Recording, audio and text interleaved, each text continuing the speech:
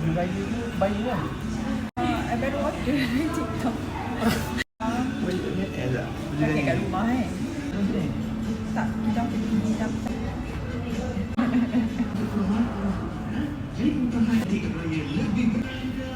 Tak bunyi pun macam tu. Tak adanya kalau kan yang nak anak dia nak air dulu sebenarnya.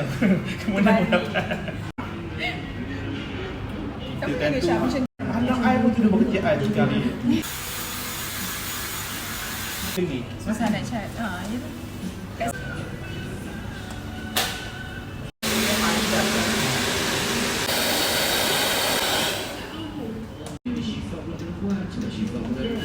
Big juga. straight. Inilah.